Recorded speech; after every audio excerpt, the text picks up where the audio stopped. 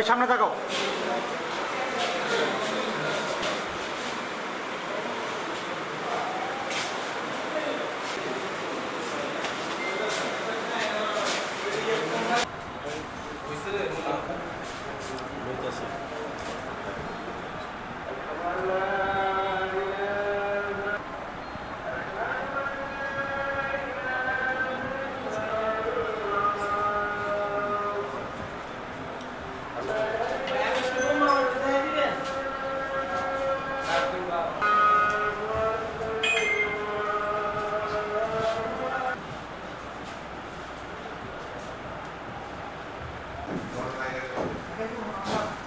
না, অন্যান্য আসামিদের এখন মূল যে পরিকল্পনাকারী মোহাম্মদ জুয়েল মিয়া,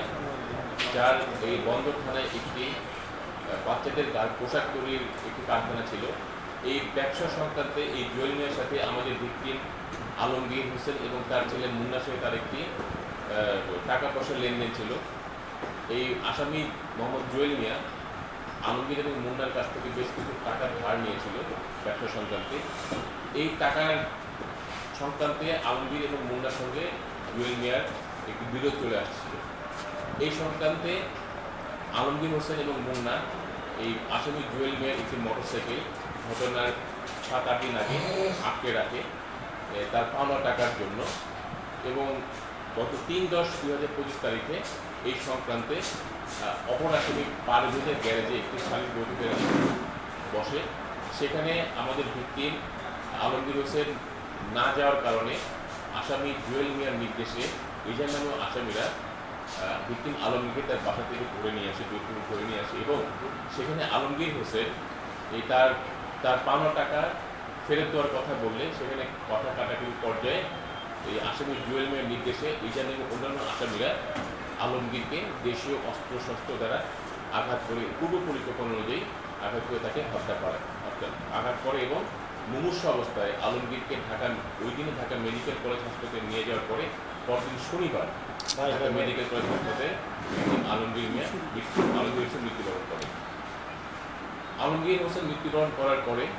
তার বোন কল্পনা আক্তার বাদী হয়ে এই অত্র মামলাটি দায়ের করেন, এবং মামলাটি রুজু হয় গত 5ই অক্টোবর 2025 তারিখে। এই মামলা রুজু হওয়ার 24 ঘন্টার মধ্যে পিবিআই নারায়ণগঞ্জ গতকাল 6/10/2025 সালে আমাদের পিবিআই শিডিউলভুক্ত হয়। পিবিআই মামলাটির সহযোগীকে অধিগ্রহণ করে এবং এই ঘটনার সঙ্গে জড়িত মূল পরিকল্পনাকারী মোহাম্মদ জুয়েল মিয়া সহ তার অন্যতম সহযোগী মোহাম্মদ রাতুলকে নারায়ণগঞ্জ এবং আশেপাশের জেলা থেকে অভিযান পরিচালনা করে এই দুজনকে গ্রেপ্তার করে গত রাতে তাদেরকে গ্রেপ্তার করা হয়, এবং তাদেরকে প্রাথমিকভাবে জিজ্ঞাসাবাদকালে আসামি রাতুল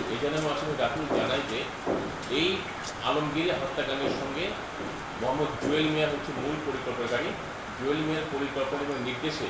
এজার নেমো অন্যান্য আসামিরা আলমগীর হোসেনকে তার বাসা থেকে জোরপূর্বক তুলে নিয়ে এসে এই সালিস বৈঠকের একটি প্রহসন ঘটিয়ে তাকে